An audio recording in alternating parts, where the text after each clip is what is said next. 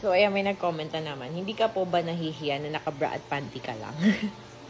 Ayan, guys. So, siguro hindi. Pero sa personal, mahihain ako na magpakita ng mga kung ano-ano. Pero sa TikTok is, kailangan kasi, guys, kasi CEO ako ng skincare, 'di ba? Ewan ko kung bata ba to nag-comment or what. Pero, ayan, explain ko ng maayos. Kailangan ko kasing ipakita na makinis maputi talaga, 'di ba? Kasi guys, syempre, CEO ako ng skincare. Kailangan ko ipakita na sa akin, may effect yung product ko. Kasi wala naman akong endorser, ako lang, 'di ba? So, ako na mismo yung magpapatunay. And ang bilis naman sabihin na maputi yung ganito ko, makinis yung ganito ko, pero mahirap patunayan. Sabi nga, to see is to believe, 'di ba? So, ayan.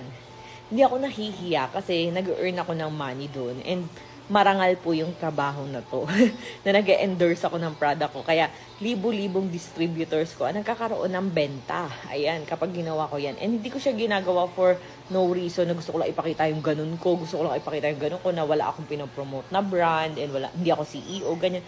Kumbaga, hindi ko siya ginagawa for no reason na gusto ko lang ipakita o pantasyahin nyo ko or what, ganun.